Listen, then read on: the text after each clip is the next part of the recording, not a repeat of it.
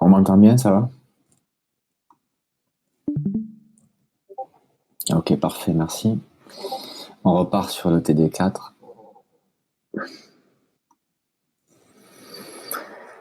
TD4, on avait fait l'exercice 1. Alors, feriez-vous celui-là? Hop, ça c'est quoi? Rien à voir. Voilà, on était là.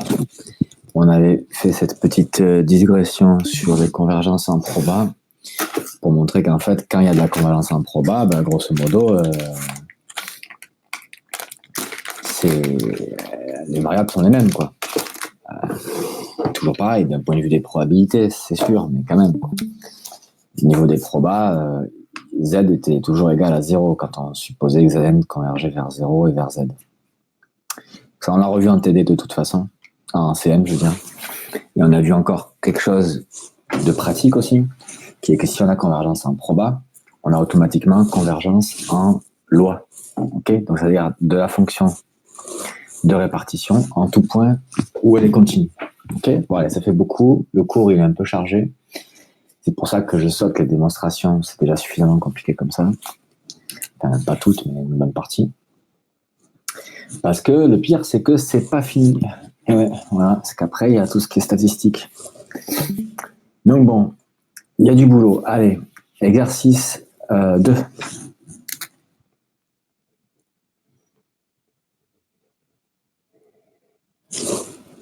Soit xn une suite de variables aléatoires telles que, pour tout n, la probabilité que xn ce soit 0, c'est 1 moins 1 sur n.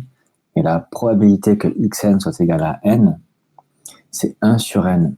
Étudier la convergence en probabilité de xn. Alors, ce qu'il faut comprendre, c'est que déjà, on peut se dire, attends, mais alors, que prennent ces valeurs? D'accord? Qu'est-ce que ça prend comme valeur ici?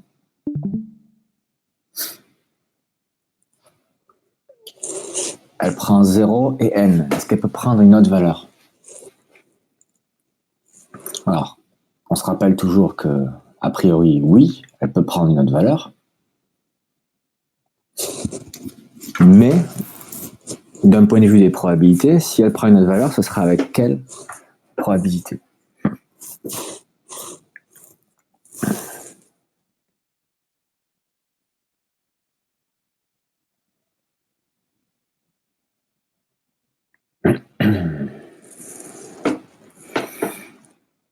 C'est ça, ce que dit Sarah, la somme des probas font 1. Donc, il n'y a plus de place. Il n'y a plus de place pour une autre valeur. C'est-à-dire qu'elle peut prendre une autre valeur. Hein. Xn peut prendre la valeur pi sur 4, il n'y a aucun problème. Mais la proba qu'elle le prenne, ce sera 0. Voilà, c'est obligatoire. Donc là, on voit que c'est une proba discrète, qu'on peut modéliser. Les poids sont affectés à des points, à 0 et à n. Voilà. Alors, étudier la convergence en probabilité. Bon, le mieux, c'est peut-être que je vous laisse chercher, là. Je ne vais pas encore dérouler un truc, donc... je sais pas, c'est à moitié théorique, mais il faut... Là, il n'y a pas 14 exos, hein, donc... il y en a un petit peu, mais ce serait quand même bien que vous le fassiez, celui-là. Ok. Alors, je vais quand même d'abord faire un petit truc. Petit déblayage. D'abord. Généralement, alors, il est plus simple de déterminer les variables aléatoires réelles cibles sur la limite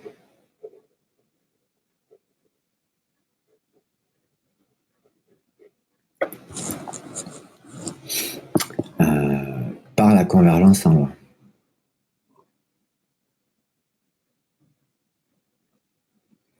La stratégie, c'est quoi? C'est d'abord, on calcule fn de x. 2, on calcule limite quand n tend à plus l'infini de fn de x. D'accord? Qui définit, quand c'est possible,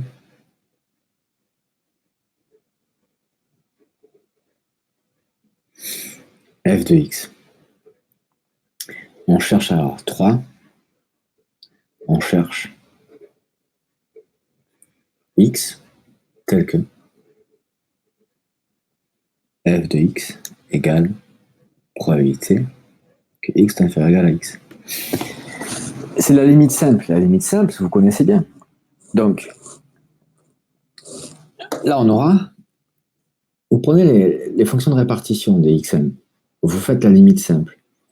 Vous trouvez une nouvelle fonction f. Cette fonction f, elle doit correspondre à la fonction de répartition de quelqu'un qu'il faut trouver. Là, à ce moment-là, si vous la trouvez, on aura que les xn convergent en loi vers x.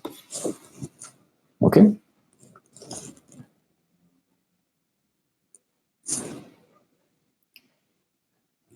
Et ça donne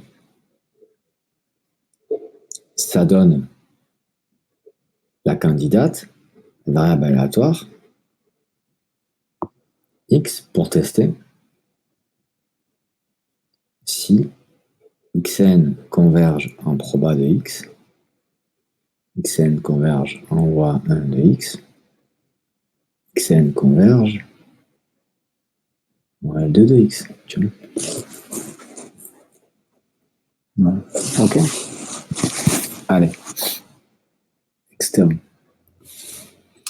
Donc, commencez par voir si la suite là, de variables aléatoires xn, elle a déjà tendance à converger en loi vers quelque chose. OK?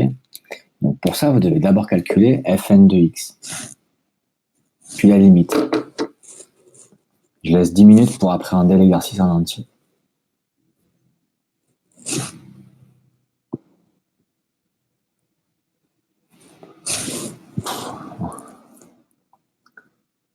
J'arrive. Je coupe le stream, je le remets.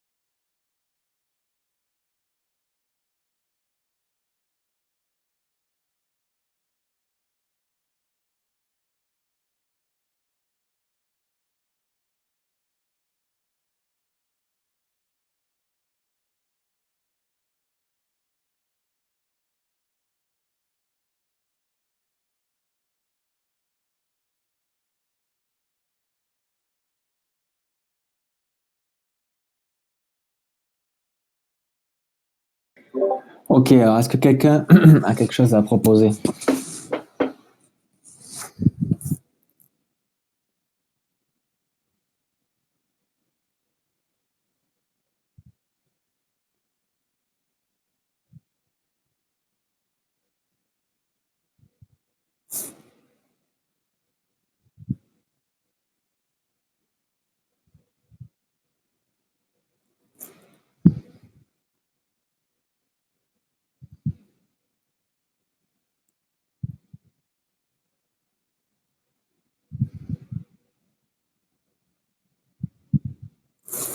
Personne, hein?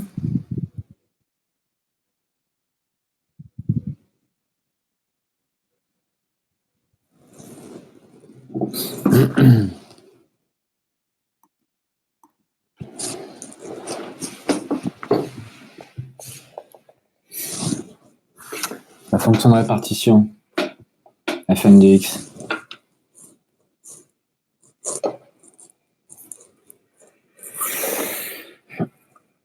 Alors 0 si x est négatif, ouais. Ça paraît clair.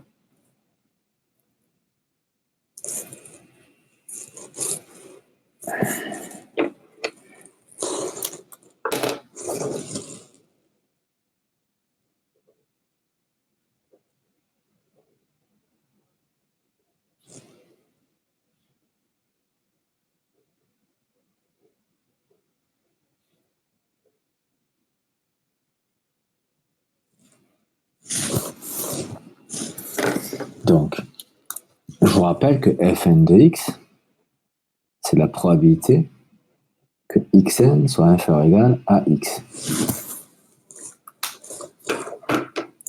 1 moins 1 sur n, si x est dans 0, n ouvert,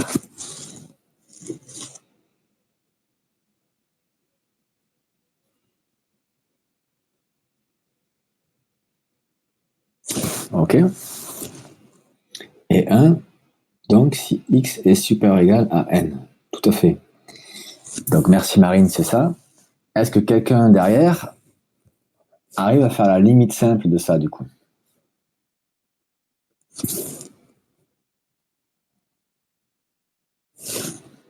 Donc, soit x dans R,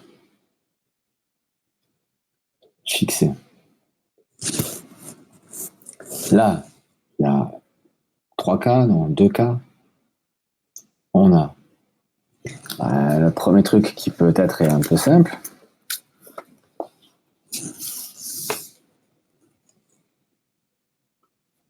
C'est de se rendre compte que si x est négatif, alors fn de x, c'est 0.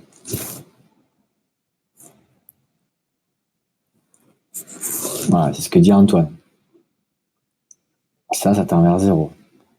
Maintenant, si x est positif,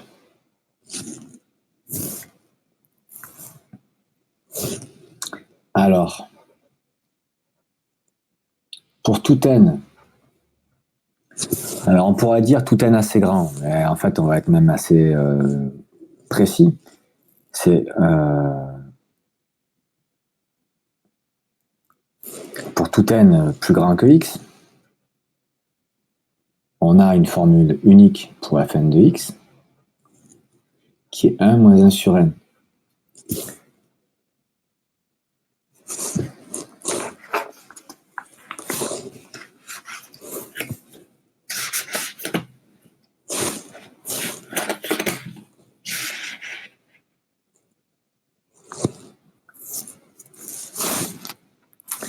Et ça tend, quand n tend vers plus l'infini, vers 1.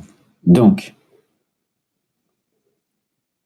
la suite des fonctions de répartition fn pour n plus grand que 1 converge simplement sur R vers f, qui est une fonction de R dans R, qui a x associé 0 si x est inférieur ou égal à 0, C'est inférieur strictement ici, là. Hein.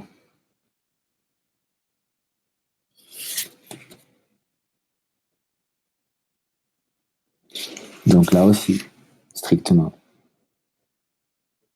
Excusez-moi, changez bien, là c'est strictement, et là c'est large, hein, c'est pas pareil.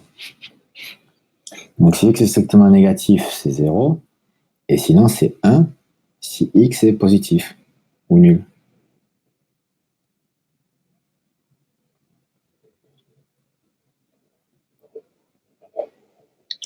Alors là, ça va dépendre un peu de votre habileté, on va dire. C'est que ça, c'est la fonction de répartition de qui? Je vous laisse 2 secondes, je reviens. Vous mettez le résultat.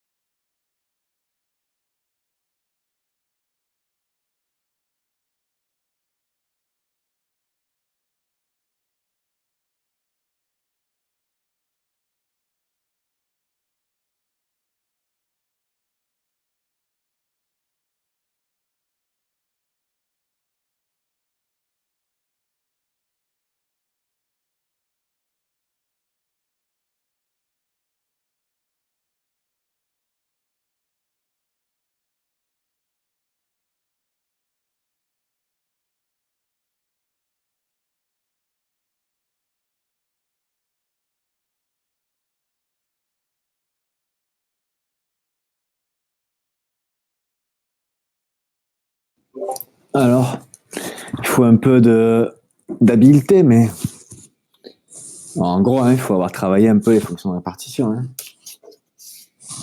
C'est de qui là?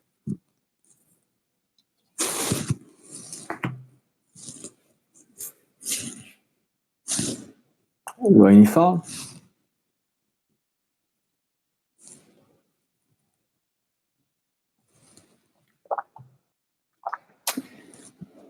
Je crois pas. La loi uniforme, c'est pas ça, non? C'est une fonction de répartition en ligne, linéaire. C'est un X, ouais, c'est ce que dit Antoine. Pensez, c'est la répartition des probas. Hein, pensez bien, hein. Les mecs, ils ont trouvé le nom, c'était pas mauvais. Hein. La fonction de répartition, parce que c'est la répartition des probabilités de X. Une loi uniforme, c'est réparti uniformément. Là, regardez la tête que ça a. Ça fait 0, et d'un seul coup, ça fait pic 1. La répartition, merci, hein. C'est ce qu'on appelle pas trop, c'est pas trop communiste hein, comme fonction de répartition, ça, hein. D'accord?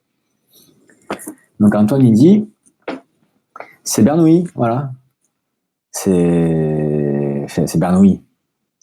Là vous me parlez des lois, hein, ok? Donc je sais pas trop.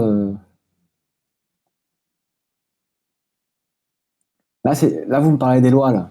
1 si x est positif, 0 si non.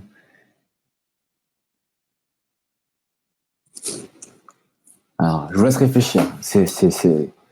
On est un peu dans la bonne piste. La variable x que je peux prendre, laquelle est-elle?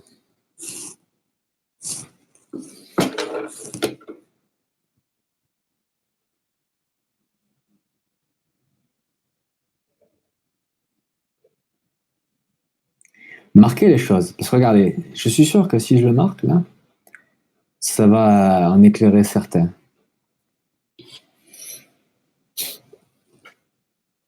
Alors, juste un truc, là, les copains, vous me sortez que des lois, là. Léa, Eva, Antoine, Marine, vous ne me parlez que de lois. Loi uniforme, Bernoulli, exponentielle. Là, je cherche une variable aléatoire.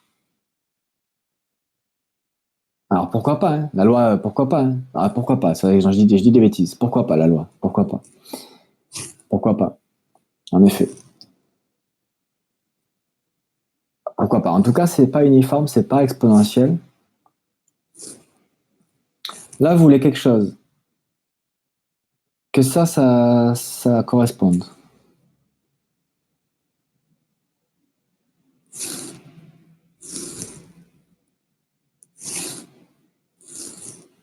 En fait, là, le travail, c'est de trouver une variable simple qui va fonctionner, parce qu'après, vous allez utiliser cette variable pour faire de la convergence en proba, etc. Donc ça va être compliqué.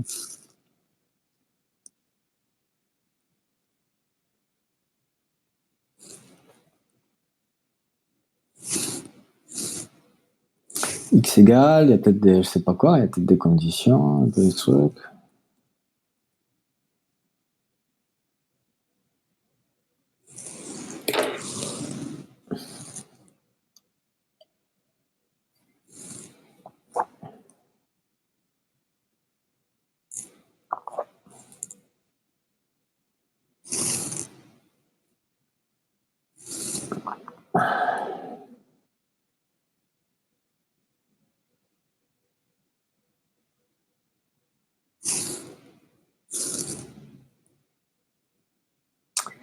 Fonction indicatrice, si vous voulez, mais là c'est simple. Hein. C'est très très simple.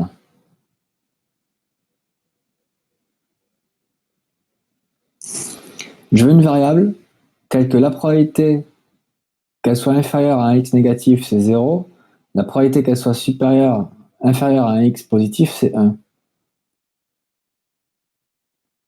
Bon.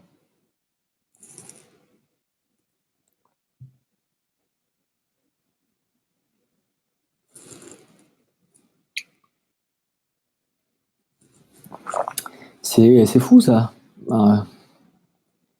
J'allais dire c'est rigolo, mais en fait c'est pas très drôle. Alors, ça veut dire que vous comprenez toujours pas ce que c'est qu'une fonction de répartition quand même. Hein. Donc ça veut dire, c'est pas très grave. Hein. Enfin c'est pas très grave, je sais pas si c'est pas très grave. Peut-être c'est un petit peu grave, mais ça veut quand même dire que au moins on est au courant qu'il faut bosser les fonctions de répartition. D'accord? Voilà. Donc tous les exos qu'on a fait sur les fonctions de répartition, vous les refaites. Tout ce qui a été fait en CM sur les fonctions de répartition, vous les refaites. Ok? C'est une priorité là. Et après, pourquoi pas, on est fou, on va sur Internet chercher des exos nouveaux, quoi. Hein. Et on cherche une variable x telle que f de x égale ça.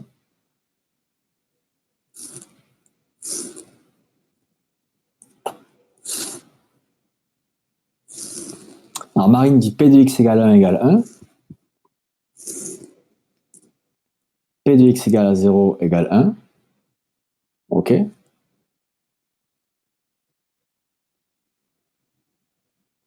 Donc là, tu es libre. Donc là, Marine, tu as raison, c'est ça. Mais là, vous êtes libre. Alors je sais que la liberté, ça fait peur, mais là, vous êtes libre de choisir x. Ah ben alors Antoine, après, tu dis p de x égale moins 1 égale 0. Si tu veux, on peut tous les faire, les nombres. Hein, parce que dès lors que Marine a posé x égale à 0, c'est 1, il n'y a plus de place pour personne. Tout le reste, ce sera 0. Tu vois ce que je veux dire? Alors, maintenant, sortez-moi une variable aléatoire dont la probabilité qu'elle soit 0, c'est 1.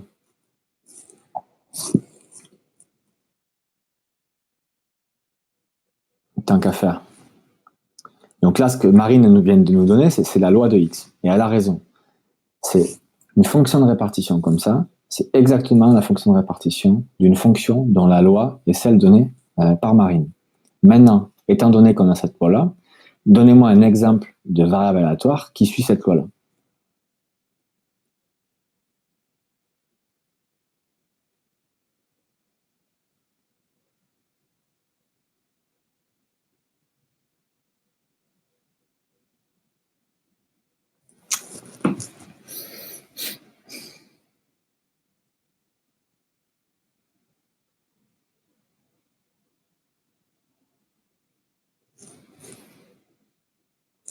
Par exemple, vous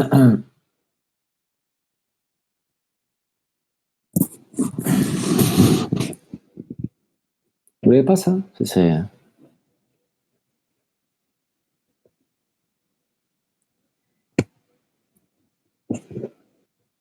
Alors Antoine, il donne une proba qui fait 0, donc si vous voulez, ça va jamais se voir dans la fonction de répartition.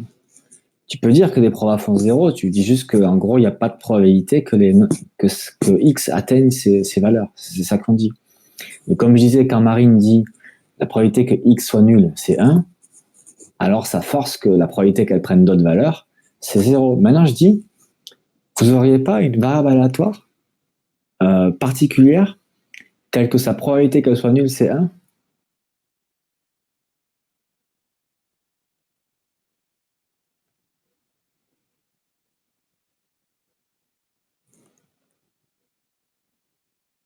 Un exemple, en gros, hein, si vous voulez. C'est ça qu'on dit. Hein.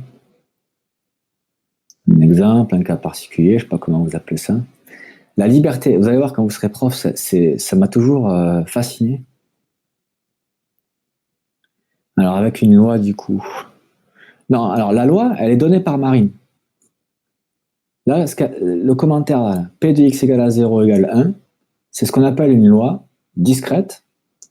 Et ça fixe tout le monde parce que comme elle a mis le poids 1 en x égale à 0, c'est fini. Il n'y a plus de place pour 2 ou quoi. Bah ouais, je sais, du coup, je vais continuer à le demander. Ça veut dire que le cours, il est absolument pas compris du tout.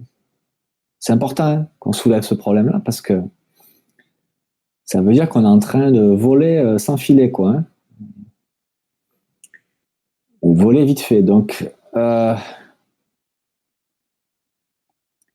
qu'est-ce que c'est qu'une variable aléatoire? C'est une fonction. X, on va faire ça joli, attention, X de oméga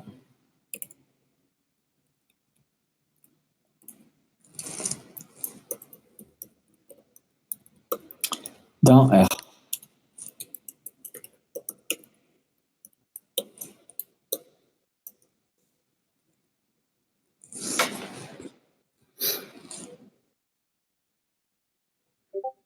Ça, c'est une variable aléatoire. OK? C'est ça que je veux.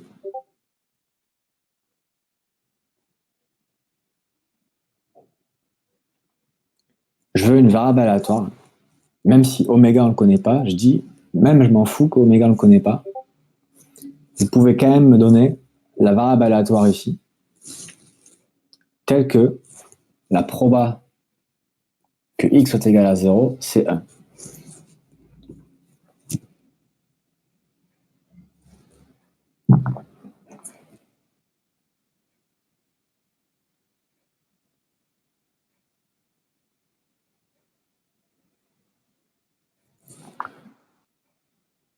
OK.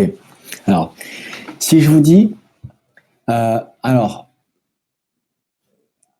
oméga, c'est un ensemble qui existe déjà. Donc, tu ne peux pas lui dire d'être égal à 0. Lui, il existe déjà, oméga. OK? Voilà, c'est ce que dit Marine. Ben, c'est ça. OK? Par exemple, tu veux que la probabilité de choper un mec au hasard et qu'il fasse plus de 2 mètres, ce soit 1. Tu sais comment tu peux faire? Tu prends 3 mecs de plus de 2 mètres et tu les mets ensemble et tu dis à quelqu'un de piocher dedans. Ah, du coup, ils ont plus de 2 mètres. Ben, c'est pareil. Tu cherches une variable aléatoire dont la probabilité d'être nulle, c'est 1. Ben, regarde, tu prends la variable qui est nulle. Voilà, elle est nulle. Donc, la probabilité qu'elle soit nulle, qu'est-ce que c'est? Eh ben, c'est 1. Hein. Voilà. OK? Moi, je fais exprès là, hein, d'insister, on perd plein de temps, c'est pas grave, tant pis. Voilà. C'est important ça. Hein. C'est ce qu'on appelle la variable nulle. Allez, encore, on ne voit rien là. Je reviens.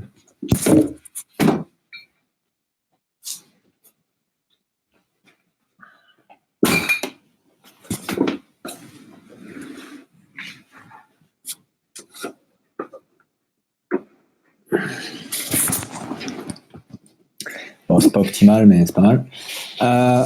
On y va. Donc, qu'est-ce que je disais? Je sais plus ce que je disais. La variable nulle, elle est nulle. Donc, sa probabilité d'être nulle, c'est 1. Qu'est-ce que vous avez là? Regardez. Ça, c'est-à-dire, hein, si vous voulez, x égale à 0. Quand on marque x égale à 0, ça veut dire quoi? C'est la fonction de oméga dans R qui a n'importe quel oméga. Je sais pas, oméga, je le connais même pas. Mais ce que je peux te raconter, c'est qu'à chaque oméga, de toute façon, elle associe 0. C'est ça la variable nulle. D'accord? Ben, quelle est la probabilité? La probabilité que x. Ah mince, je vais faire en bleu, c'est pas grave. La probabilité que x soit inférieur ou égal à un x avec x. Si x est négatif, ça, c'est pas possible, hein, c'est 0. Et si x est positif, la proba de ça, Hein? Je vous rappelle que quand on écrit ça, on écrit ça. Quelle est la proba de tous les oméga là-dedans, tel que x de oméga est inférieur ou égal à petit x? D'accord? Quels sont les oméga tels que x oméga est inférieur à x si x est positif? C'est tout le monde, puisque x d'oméga, c'est toujours 0. Je suis en train d'écrire quelle est la probabilité que l'ensemble des oméga tel que 0 est inférieur à x. Ça, c'est une tautologie, c'est toujours vrai. Donc l'ensemble des oméga qui vérifie une condition toujours vraie, c'est la probabilité de oméga, c'est 1. Là, je vous l'explique, peut-être que ça vous embrouille plus, du coup. Mais bon. Donc ce que dit Antoine derrière, c'est quoi? Ah oui, donc en gros, on prend une variable aléatoire et pour n'importe quel petit oméga, elle retourne 0 parce que la proba des autres trucs est nulle.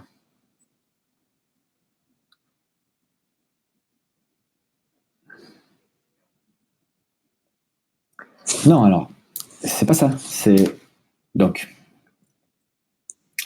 ça, c'est un vrai truc de la vraie vie. La variable, elle vaut 0. Là, je te l'ai construite. Je te l'ai pas construite en termes de probabilité. Je te l'ai construite.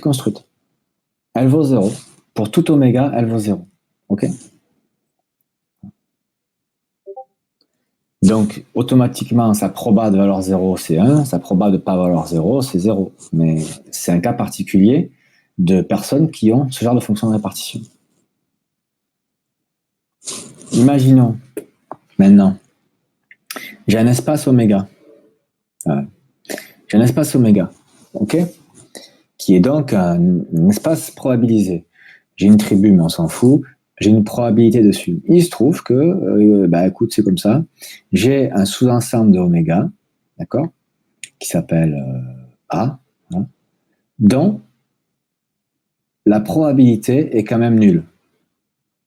C'est comme ça, ma proba est faite d'une certaine manière que je considère que cette probabilité-là est nulle. D'accord? Voilà. Comment est-ce que je peux avoir, du coup, quelque chose qui vérifie la fonction de répartition comme ça?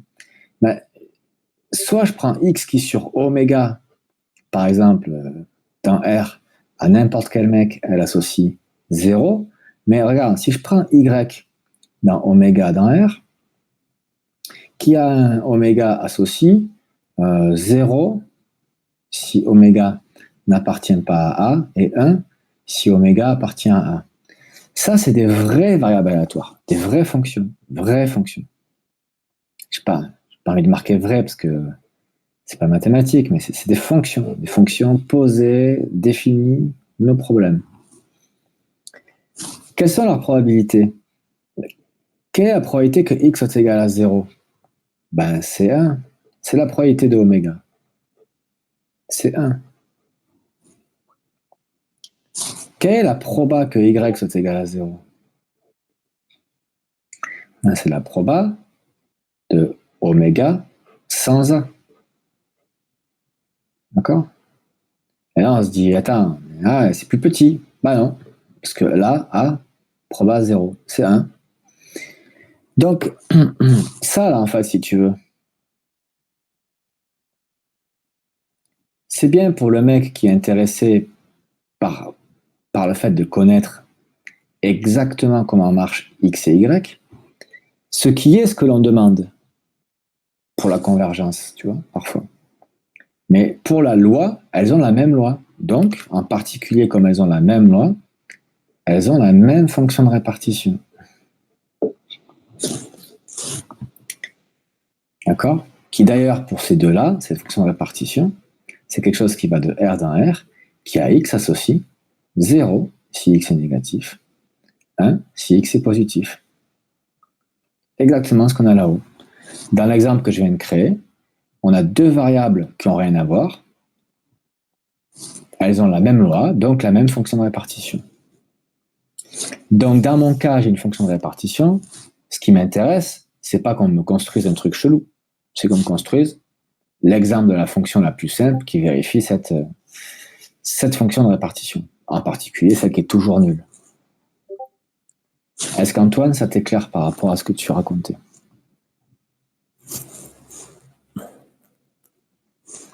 Ou est-ce qu'il te reste une question? n'est pas sûr. Ok.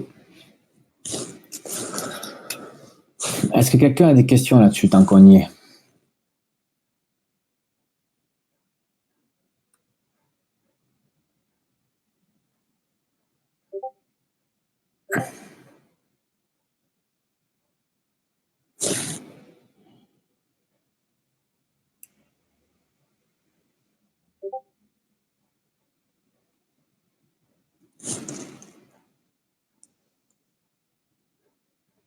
Personne n'a de questions là? Bon.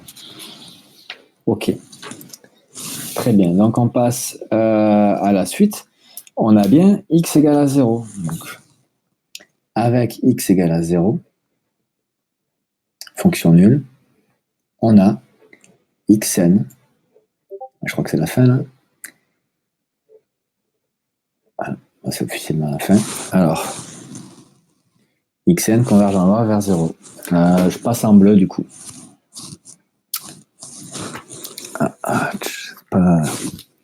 J'ai autre chose normalement, mais peut-être. Pour l'instant. On va voir si ça marche.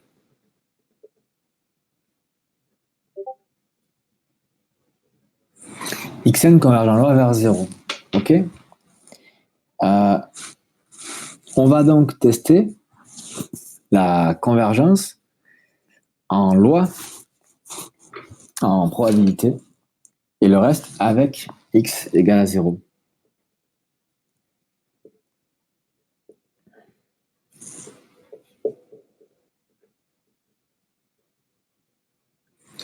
Donc on commence par la convergence en loi, ça vous détermine une variable cible, d'accord? Ça vous dit là, la variable cible,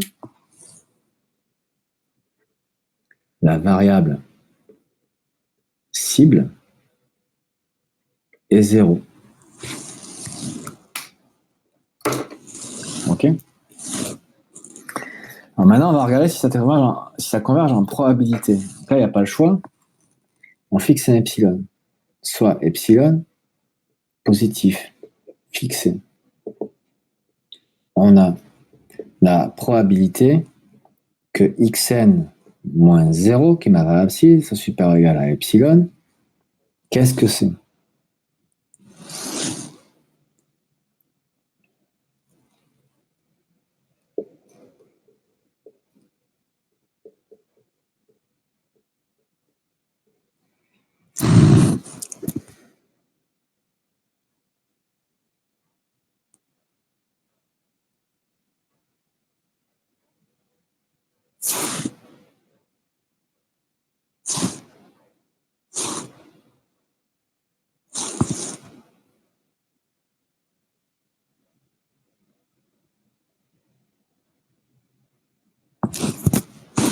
Qu'est-ce que je peux dire sur ça? La probabilité que xn soit plus grand que epsilon, selon vous.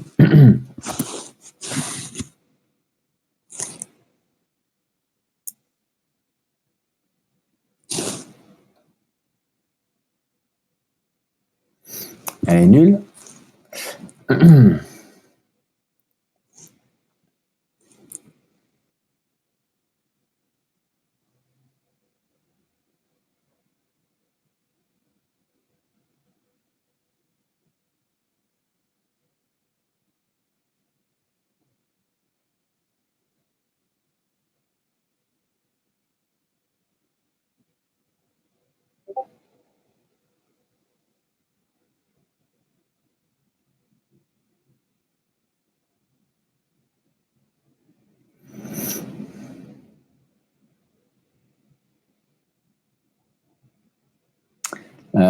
Tu dis qu'elle est nulle. Donc ça veut dire que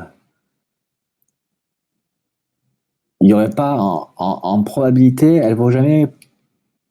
En fait, elle est tout le temps nulle, quoi, xn.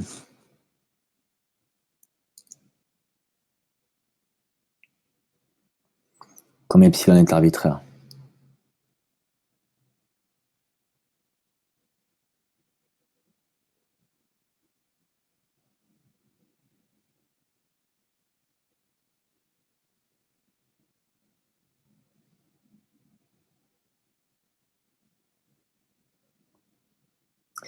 Xn vaut 0. Ben, je sais pas moi.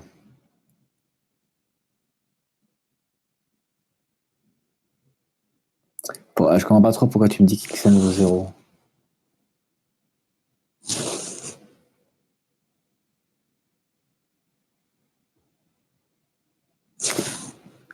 La limite vaut 0, hein. Mais Xn, elle est là, hein. Ça c'est X. X vaut 0 si tu veux, mais... Alors, Léa, oui, ça c'est sûr que c'est une décomposition, en effet.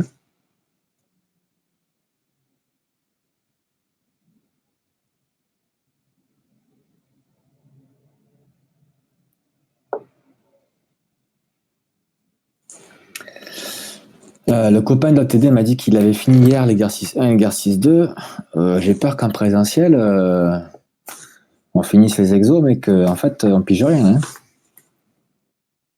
Parce que là, je ne cache pas que c'est un peu le gouffre abyssal, hein.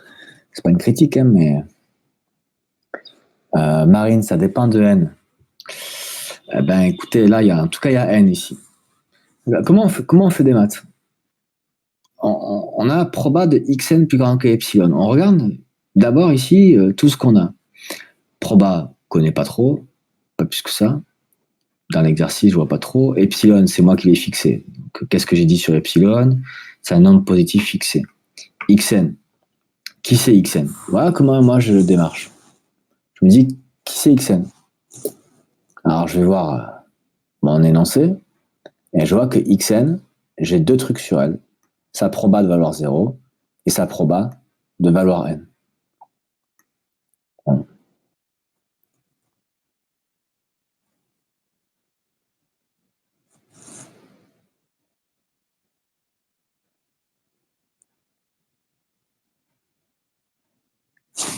Est-ce qu'on peut faire 1 moins fn de epsilon? Alors Antoine, si tu veux rentrer dans des calculs un peu précis, il faut utiliser ce qu'a décomposé Léa, par exemple.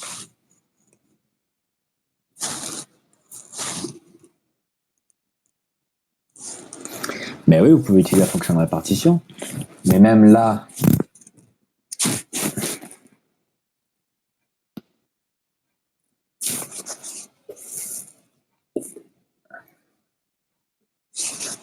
c'est égal à quoi ça?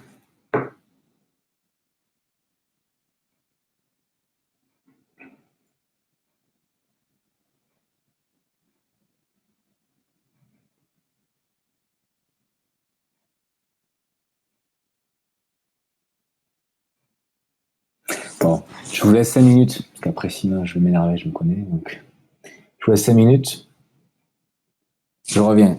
Comme ça, vous travaillez tête reposée, là, sans que je parle. Vous trouvez ça, hein? Ça dépend de ce que vous voulez, mais essayez de me trouver un truc, là.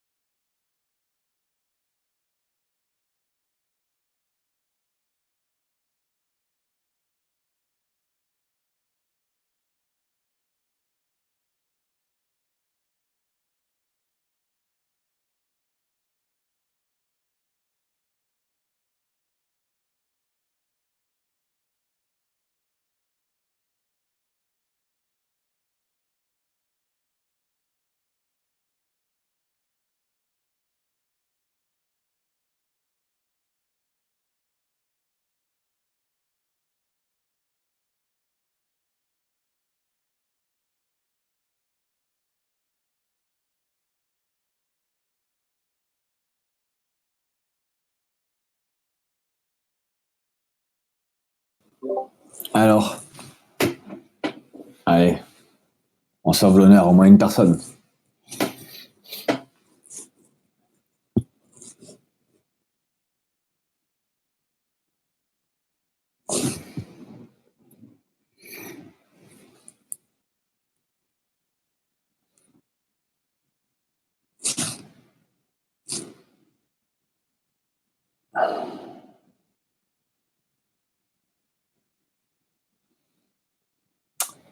Alors, ok, Marine, je pense que ça marche ce que tu as écrit, mais c'est marrant. La proba quand même soit plus loin qu'Epsilon, c'est rigolo. Mais, parce que pourquoi pas, ça fait 0 ou 1, donc ça c'est ça. Je pense que ça marche. On va l'écrire différemment parce que c'est un peu, mais c'est rigolo. Je pense que ça marche en effet. Antoine, vas-y, hein, si tu peux mettre une photo vite fait. Donc, qu'est-ce qui se passe avec Xn? Quand est-ce que Xn est plus grand que Epsilon en module? En fait, Xn, regardez bien, sur l'énoncé, qu'est-ce qu'ils disent? Elle vaut 0. Tout, pour combien? Pour 1 moins 1 sur n en proba. Elle vaut tout le temps 0. Par contre, en proba, parfois elle vaut n aussi. Pour une taille de probabilité de 1 sur n. Donc, ça c'est quoi ça? Ça c'est quoi? C'est, si vous voulez, la proba que x sen soit égal à n si n est plus grand que epsilon. Mais si n est plus petit que epsilon, quoi qu'il arrive, elle ne pourra jamais dépasser epsilon en probabilité. Ce sera 0. Donc, de toute façon, c'est 1 sur n si n est supérieur ou égal à epsilon, 0 sinon. Et c'est là où on retrouve ce qu'a dit Marine. Alors Marine, si vous voulez, il y a le truc proba que n soit plus grand que epsilon qui est rigolo, parce que si n est plus grand que epsilon, ça fait 1, sinon ça fait 0. Et sinon, vous le marquez comme ceci. Alors Antoine, c'est ça. Donc 1 moins ça, plus ça. Négatif 0. 1 moins ça. 1 moins. Alors après, alors là, ça c'est un peu bizarre. Tac, tac, tac. Non, c'était bon, c'est juste que la dernière ligne que tu fais, je sais pas trop pourquoi tu fais ça. Euh... Ah oui, si. Ah non, t'as raison, oui. Non, ça marche, oui, oui. F2 et puis oui, oui, bien sûr, ça marche, tout à fait. C'est ça, et puis après, tu fais une digression par rapport aux valeurs d'epsilon qui te fait ça. Bon, sinon, hein, là, ça marche. Hein. Alors après, ça dépend d'epsilon. Tu regardes ta fonction de répartition, tu regardes xn, et tu regardes les valeurs pour lesquelles ça fait des choses différentes. Tu vas te rendre compte que tu vas obtenir ça. Mais c'était pas du tout la version la plus courte, quoi. Pour moi, la version la plus courte, c'est quand même ça, hein, de juste regarder l'énoncé, de se dire quand est-ce qu'elle est différente de 0, bah, qu'à un seul moment, en termes de probabilité. C'est quand elle vaut n. OK? Donc, dans tous les cas, la proba que xn soit inférieur, ou supérieur ou égal à epsilon, c'est toujours inférieur à 1 sur n. Et ça tend, quand n tend à plus l'infini, vers 0. OK? Donc, il se trouve que xn converge en proba vers 0.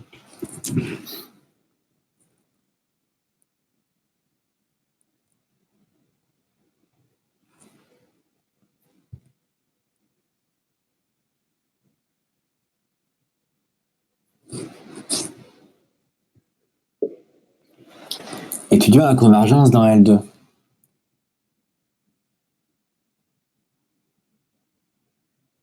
Alors, on y va? On a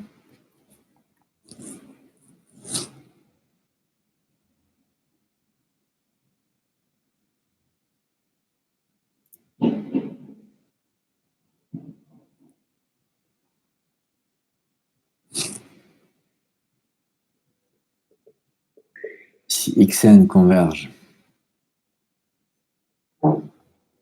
dans L2, on va pas montrer.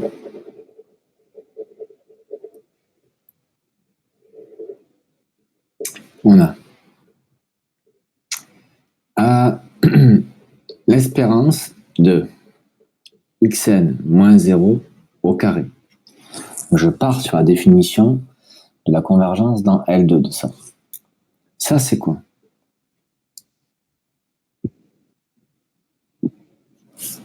C'est l'espérance de xn carré.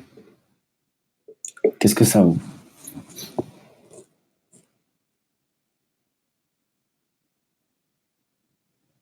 Xn, elle vaut soit 0, soit 1.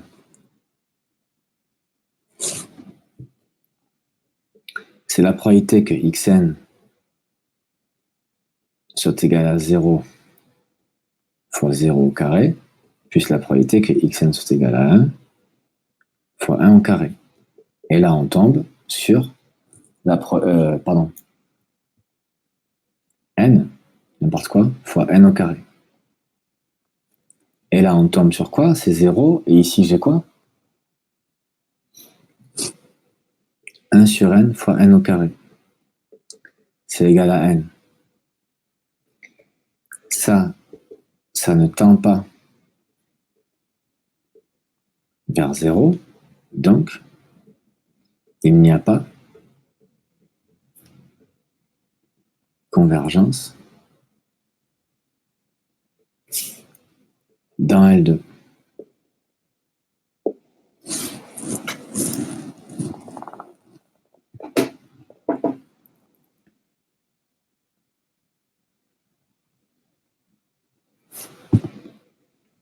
Là, je rappelle que comme xn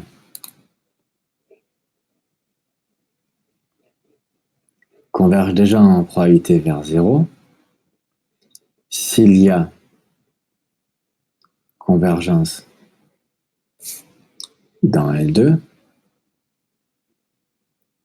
c'est vers 0. Comme ce n'est pas le cas, il n'y a pas de convergence dans L2. Est-ce que ça pose question à quelqu'un, ça? On fait le moment d'ordre 2 de la différence. Voilà, non, c'est surtout moi, ce que je dis, c'est qu'il n'y a pas convergence vers 0, mais la convergence vers 0, c'est la seule qui est possible. Alors pourquoi? On peut essayer là. Montrons cela.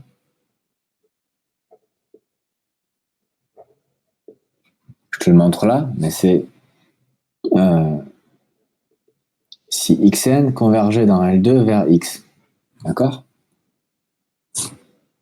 Comme xn converge vers 0, en proba, on aurait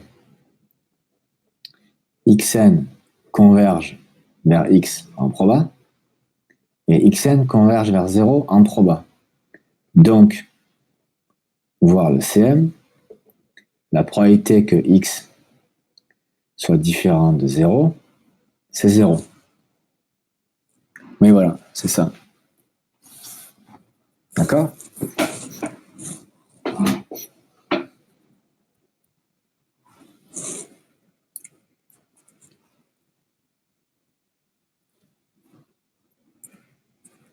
Donc,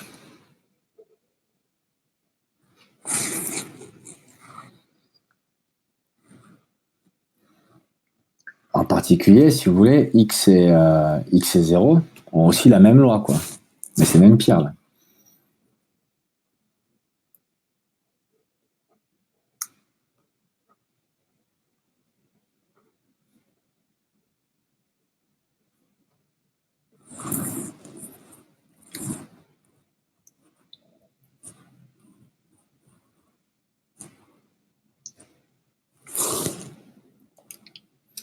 Alors,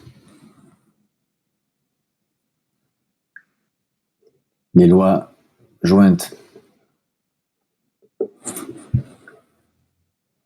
xnx et xn0 sont identiques.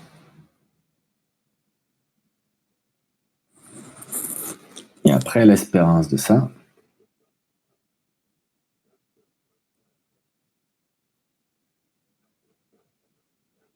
serait égale à l'espérance de ça.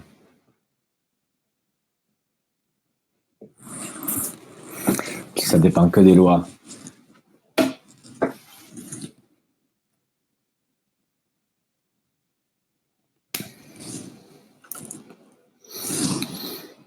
En fait, elles sont différentes sur un espace de mesure nulle, de probabilité nulle. Donc, tu écartes cet endroit où elles sont différentes, d'accord? Et en fait, tu travailles après sur oméga privé de cet ensemble où elles sont différentes. Et d'un point de vue, comme l'espérance, c'est qu'en termes de proba que c'est calculé, etc., toute cette partie où elle diffère, il arrive avec un poids nul dans les probas, etc. C'est pour ça qu'on voit que l'espérance et tout, ça dépend que de la loi des couples joints, etc. Donc, si tu veux, tu vas arriver à tout simplement, on ne voit pas la différence parce que tout est pondéré par des probas. Même si elles sont effectivement différentes, mais que sur un ensemble de probabilités nulles, quoi.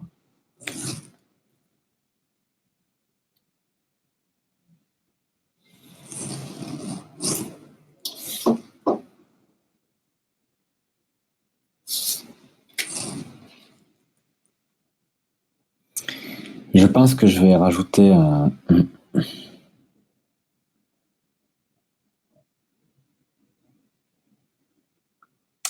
un exercice pour l'an prochain là-dessus. Je le marque là.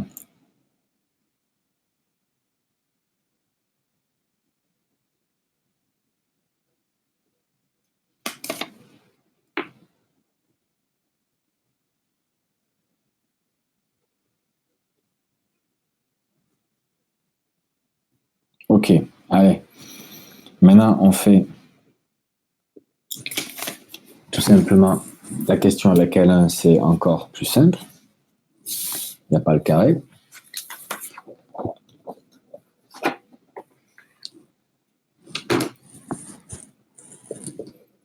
Avec L1, l'espérance considérée, c'est xn moins 0.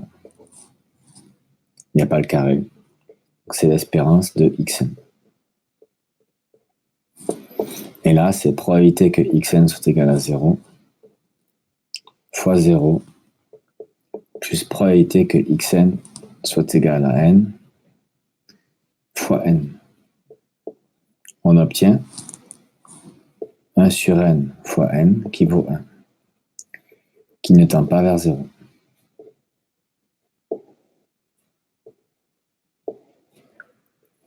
Donc xn ne converge pas vers 0. Dans L1. Enfin, ne converge pas même tout simplement dans L1. Ne converge pas dans L1.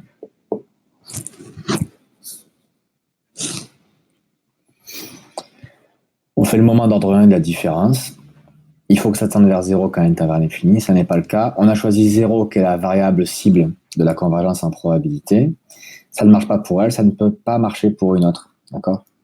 C'est pas possible. Ce qu'on a dit là, c'est que sinon elles auraient la même loi et donc la même loi jointe. Et on pourrait définir l'espérance avec les probabilités jointes. Et malheureusement,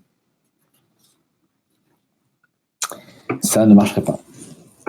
Donc, c'est pour ça que c'est important. Quand vous cherchez de la convergence, vous pouvez commencer par aller chercher de la convergence en loi. C'est le plus simple, c'est avec une convergence simple de fonction de répartition. Et ensuite, ça vous donne les variables cibles à aller tester pour les convergences supérieures. Est-ce qu'il y a des questions sur cet exercice ?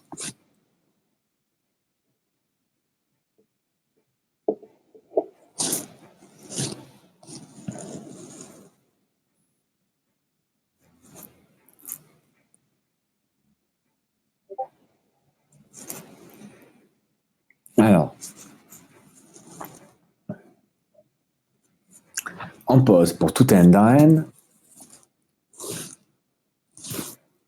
une suite de variables aléatoires telle que pour tout n1, xn suive une loi uniforme sur 1n. Alors, xn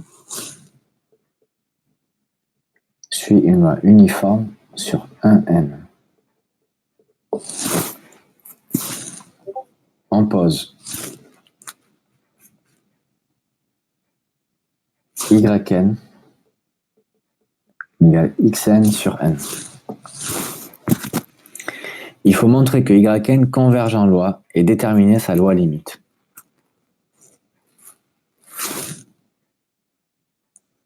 Pour faire ça, il faut déjà déterminer sa fonction de répartition. Ok? Convergence en loi, c'est convergence simple des fonctions de répartition. Donc on va prendre un n, soit n dans n étoile. On a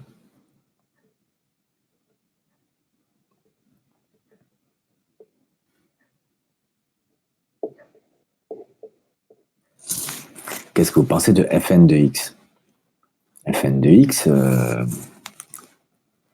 qu'est-ce qui peut se passer? Ça peut valoir à peu près tout et n'importe quoi. Hein.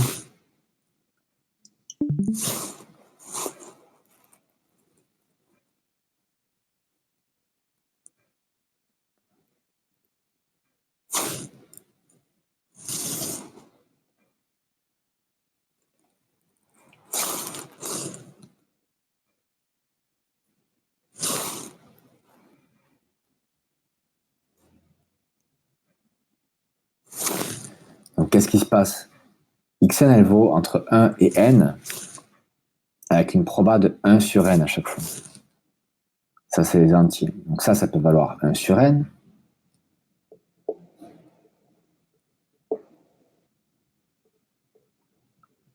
Ça vous dit déjà ça. C'est 0 si x est plus petit qu'un sur n. Maintenant, en 1 sur n, qu'est-ce qui va se passer? Quelle va être la probabilité que ce truc-là soit plus petit que 1 sur n?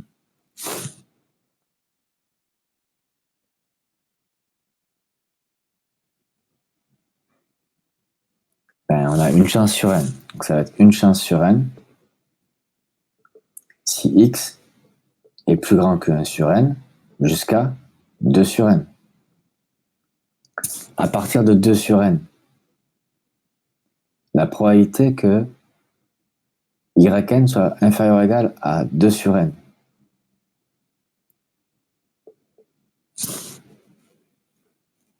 Oui, c'est la loi de y, ça, pardon. On va la mettre explicitement.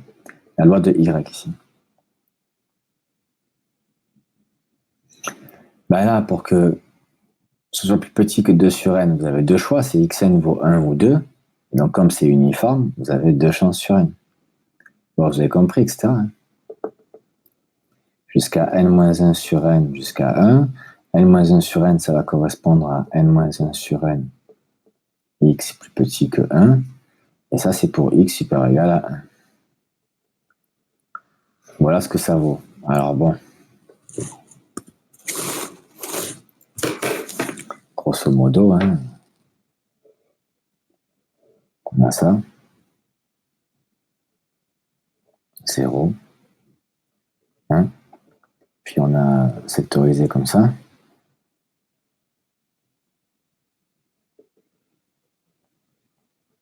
Hop. Et à chaque fois, ça fait... Il y a des points comme ça. En 1 sur n, elle se met à valeur 1 sur n. Elle a les points comme ça sur la première bissectrice, sauf qu'elle fait comme ça. Elle a un escalier comme ça.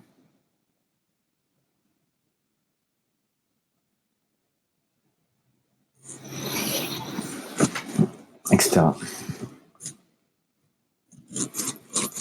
Bon, ça aide pas forcément, mais là, il faut montrer que ça converge vers quelque chose.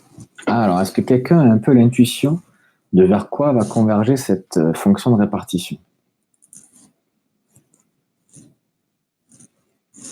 Je parle vraiment d'intuition. Graphiquement, on a envie de dire un truc, non?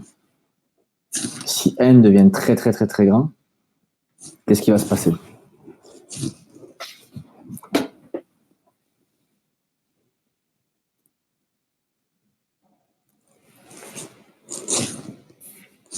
Si n devient très très grand, tous les pas vont rétrécir, on va avoir plein de points là.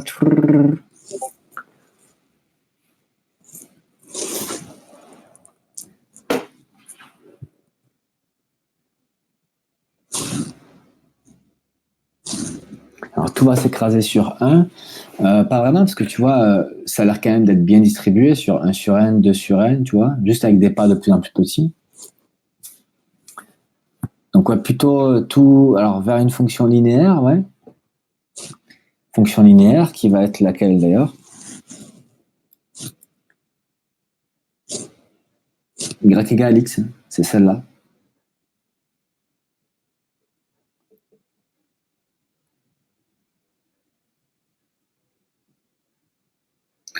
Donc là, l'exercice est un peu compliqué comme ceci, mais ce qu'il aurait fallu dire, c'est ça plutôt, c'est montrant. Donc ça, vous pouvez remplacer cette question.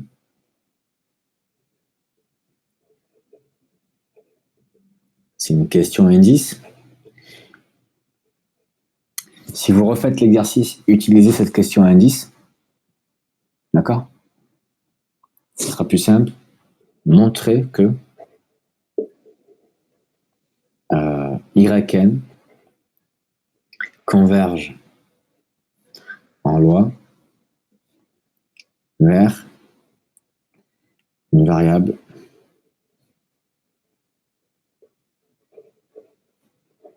de loi uniforme sur 0, 1. Ça va effectivement correspondre à ça.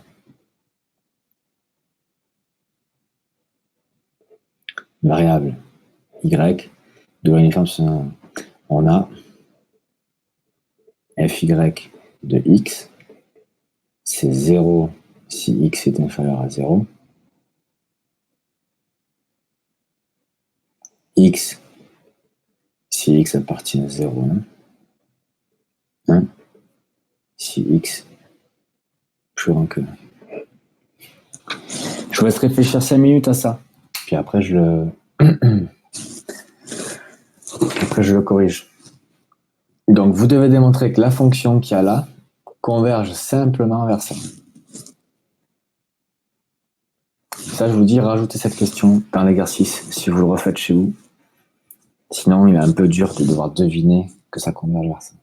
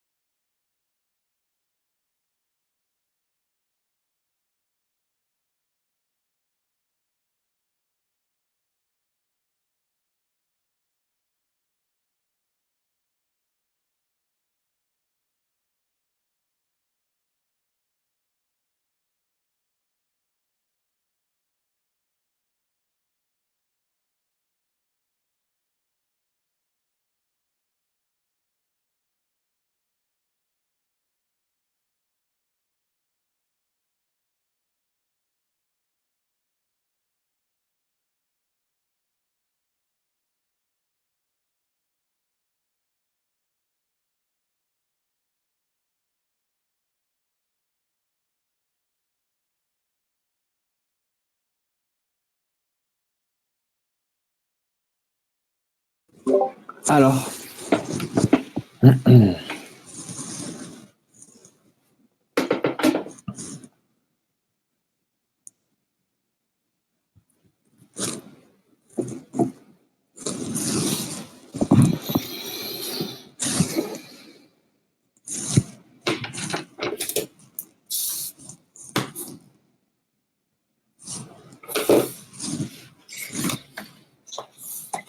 on va faire cette limite simple.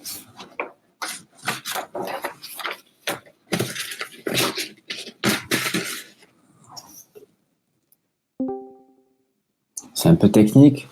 Je ne sais pas si quelqu'un a réussi à commencer quelque chose. Et les 30, il nous reste 5 minutes, donc je ne vais pas tarder à commencer la preuve.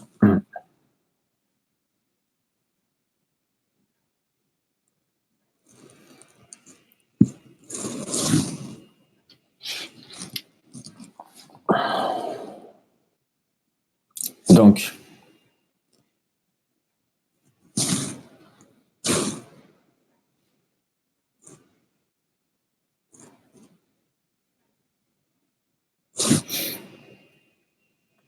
je prends x en 0,1. Alors, sur x dans l'air, déjà, peut-être pour commencer. On va commencer par le plus simple. Si x est négatif, ou nul, peu importe, négatif, alors, fn de x égale à 0. Qui tend bien quand n tend vers plus l'infini vers fy de x, qui est égal à 0. Hein, okay.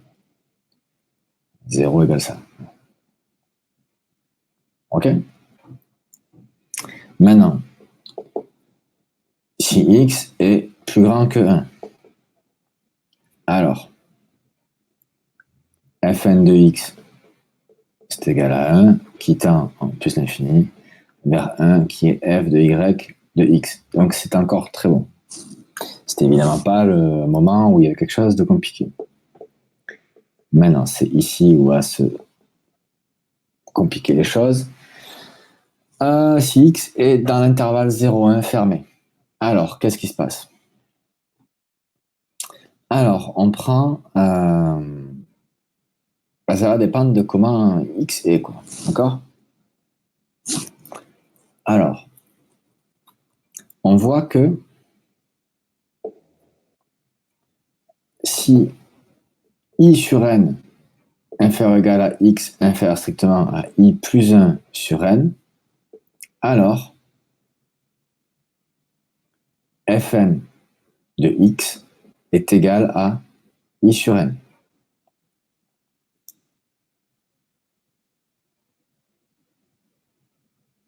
Je vais mettre ouvert ici parce que en fait on est ouvert en 0.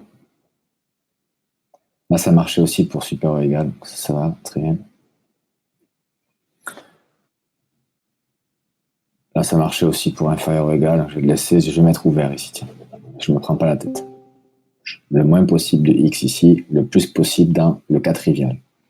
Alors, ici j'ai ça. Comment je fais ça? C'est ce qui est marqué ici. I sur n, x, i plus 1 sur n, alors je vaux i sur n. Et vous changez le i, ça change la valeur. Ok? Donc là, j'ai ça. Comment débusquer ce i?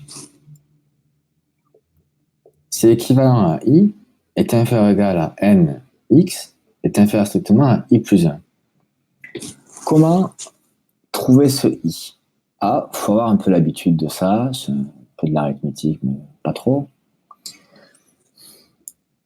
Ce i là, c'est un entier.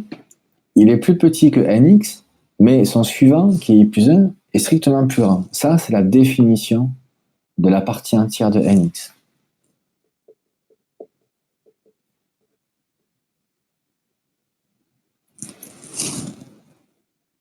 C'est la partie qui est un peu délicate de ce résultat. C'est que donc on voit qu'en fait, fn de x, c'est nx sur n.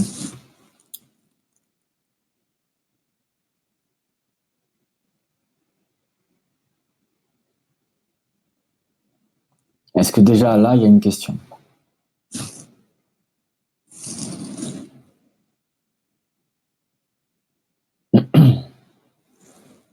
Non?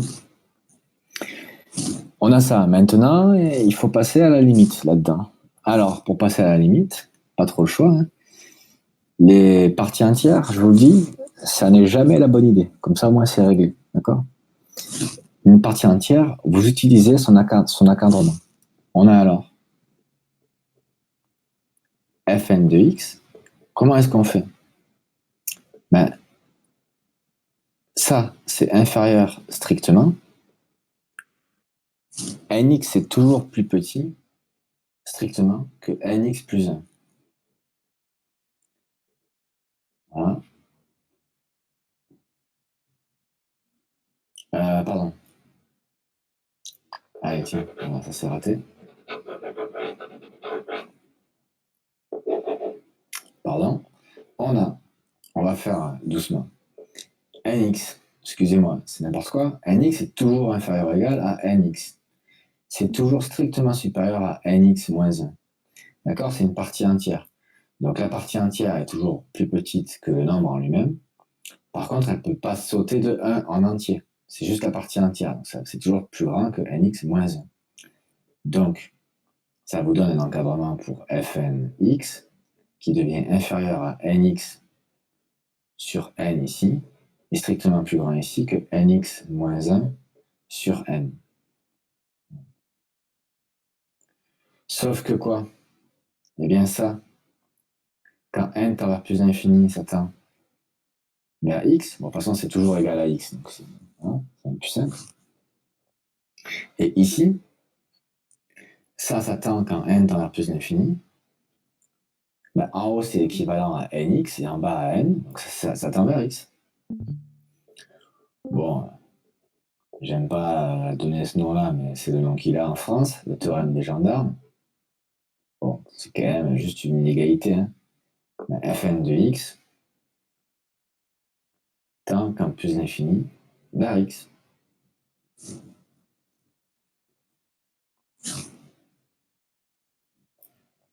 Qui n'est autre que fyx. Donc, Fn converge simplement vers Fy, et ça vous dit que Yn converge en loi, du coup, vers Y.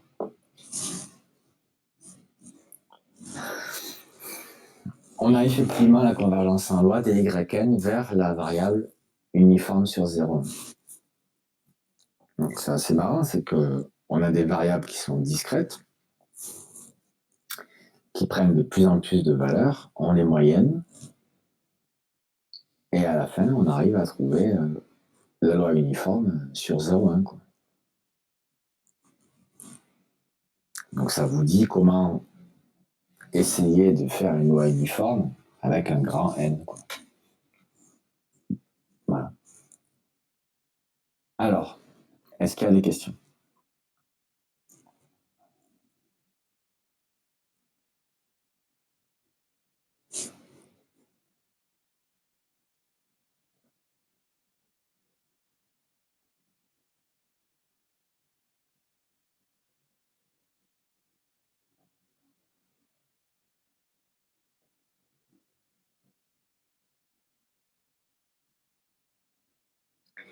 Une question?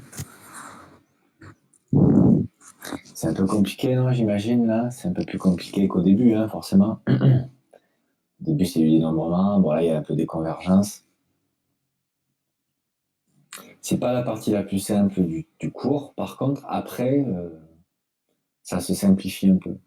Enfin, je trouve. En général, vous n'avez pas trop de mal sur les chaînes de Markov. Et sur les statistiques non plus. C'est beaucoup de cours, mais c'est pas trop compliqué. Voilà. Bon, comme je vous le dis, bossez bien ces lois et ces probabilités. D'accord. Quand on demande de déterminer la loi limite, on donne que la fonction de répartition. Tu donnes la loi aussi.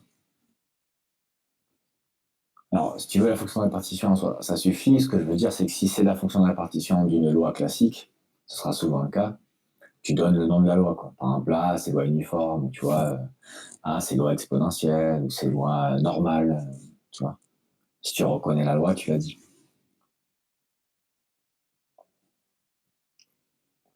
Est-ce qu'il y a d'autres questions?